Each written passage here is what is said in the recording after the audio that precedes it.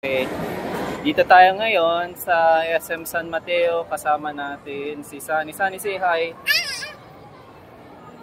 Bibili tayo ng glue para sa kanyang slime. Gusto niyang gumawa ng slime. Wait! May baba tayo. So yung gamit natin ngayon na camera is the Vivo V30 Pro. And right now, I'm shooting with the Zeiss mode or the Zeiss color, natural color, mali pala, cinematic color. Pati yung bokeh niya, supposedly cinematic din yung style. Dito tayo may nagpipicture. And what's good about this mode is that when you're shooting in Zeiss cinematic mode, when you're shooting in Zeiss cinematic mode, you can enable EIS or electronic image stabilization. Although medyo redundant na rin yon kasi meron namang OIS or optical image stabilization yung phone na ito. It uses the Sony IMX920 sensor, which is a 50 megapixel sensor. Ayan. Mas stable lang siya ng konti kapag naka-on yung EIS or electronic image stabilization. Yung limitation lang nun is you will not be able to shoot videos in 4K. Tapos hindi siya 60 FPS yata. Hanggang 30 FPS lang siya. Sige, una ka. Bibidyoan kita. Una tayong national. And the reason for that is because it needs the whole sensor to stabilize yung video. Ano, gusto mo ng candy na? Oy, tumitingin. So, obserbahan nyo yung quality tsaka yung stabilization ng video natin. Gusto mo ba? Alin? Worm? Okay. Ate, isa puno. This one? Ito, gusto mo? Ano yung minimum? 100 grams. Tapos, yun pa, pagka naka-cinematic mode ka, you will not be able to shoot with the Aura Light. Yung kanyang Aura Light 2.0 or Aura Light 3.0. So, medyo sayang kasi maganda sana kung pwede mong gamitin yun at the same time. And the Vivo V30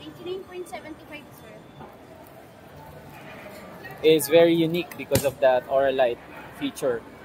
Wait lang, mabayad lang ako. Magkano po? 95? 99.75. 99. Bakit 95? Bakit 95? Yun po yung pinaka... minimum. Okay. Bali, ano siya, sir? 100. Okay. Let's go na. Pakita mo yung candy mo.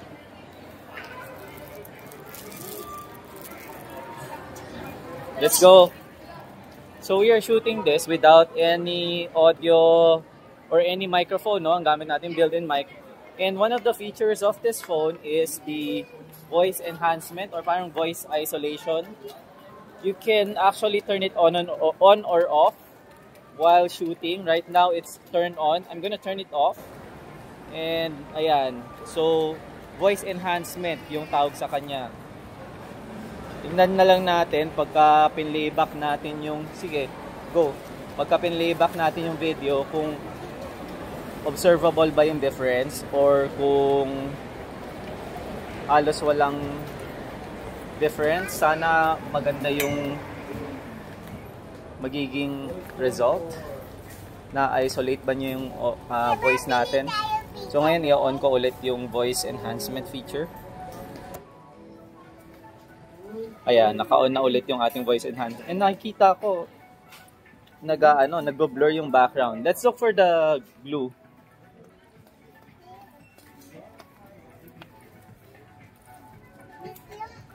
Ayan, no? Ganda nung bokeh nung camera na to. Sony IMX920. Kung tama ako, yung aperture nito is f1.88, something like that. So it's not super fast, pero pwede na rin.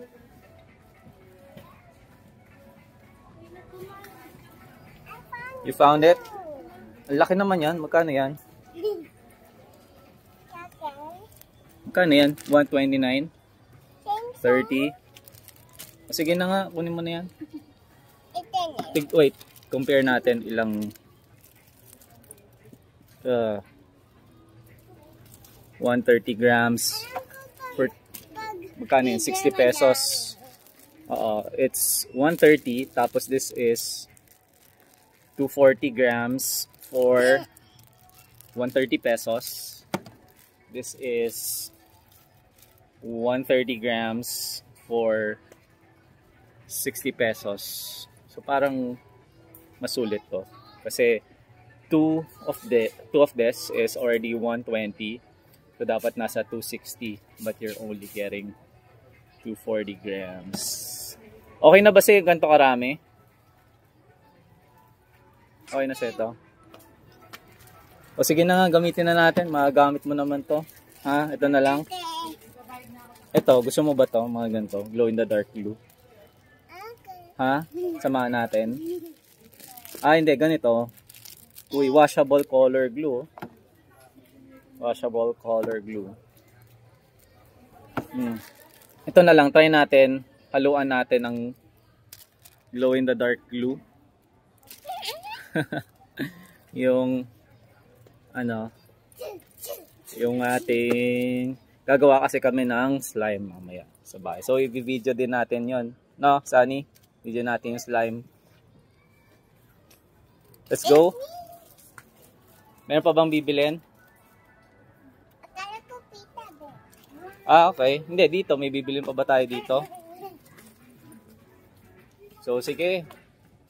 End na natin yung video kasi mukhang magsha-shopping pa tong batang to. Sunny? Abay ka na. So, yon ang demonstration ng Vivo V30 Pro. Kung may katanungan about this phone, drop them in the comment section. Hanapin nyo kami sa social media, pati sa YouTube, ang ating main channel, Tech Kuya. Bye, bye. Oo na, sige na. Bye-bye. Babay muna ako, babay ka na.